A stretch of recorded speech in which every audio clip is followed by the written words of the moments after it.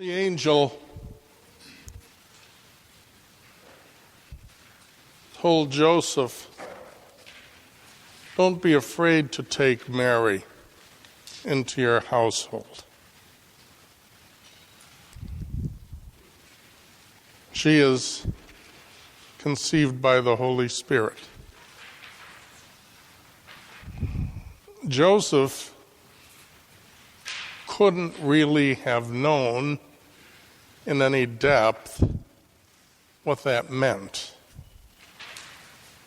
But Joseph took her into his home. Joseph, uncertain of what was going on, obeyed the angel. Mary also received a message from an angel. You're going to bear a son, and you will name him Jesus. He will be conceived by the Holy Spirit. Mary also did not understand in depth what could possibly be going on. But she said, "Let it be done to me according to your word."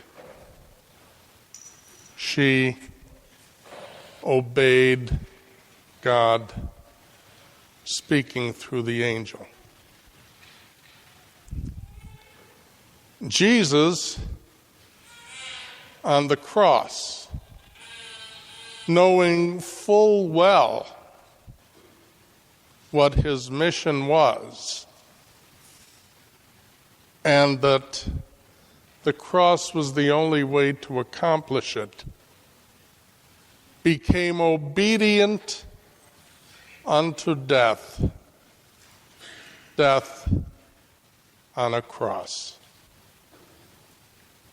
St. Paul tells us that the Lord came born of the house of David, born of a woman. And he came for the obedience of faith. Meaning to say, faith is, bottom line, obedience.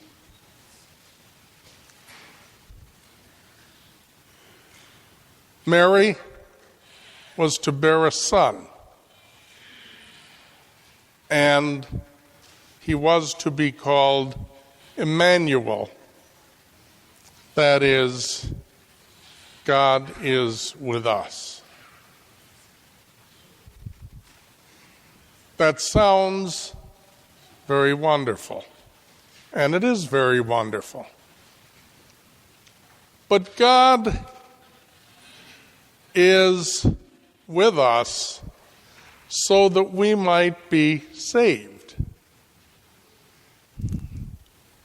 God is not with us for some unknown reason.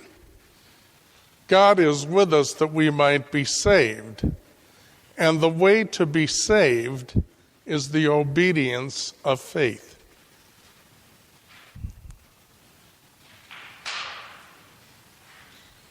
We live in a country and a culture where either we get what we want or we're disobedient. It boggles my mind that procedures in place from the founding of our country have to be called into question because a good number of people don't like the election results. The procedures are given to us for a peaceful transition of power. And yet in our country and our culture, if we don't like it, disobey.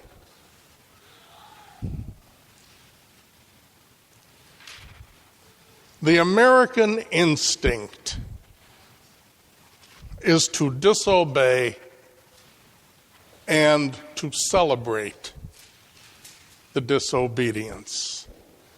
Because after all, through disobedience, I feel my freedom.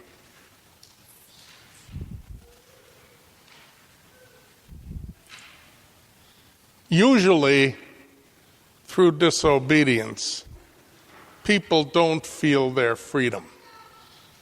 Whether they know it or not, they feel their slavery to sin. It's Christmas. Jesus came, in the words of the psalmist, to offer his body as a sacrifice. Jesus said, "A body you have prepared for me," to his Father. And then he said, "Behold, I come to do your will. I come to be obedient." It's no wonder that we are countercultural. No wonder that we have to swim against the current. Because everything, including salvation for us, is about obedience. And the way of the United States of America is disobedience. Christmas is good news. Salvation through obedience is good news.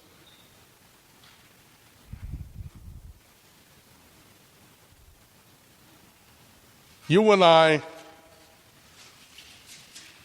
as we say Merry Christmas and mean it from the heart, you and I should realize that we have an awful lot of work to do in this climate of disobedience.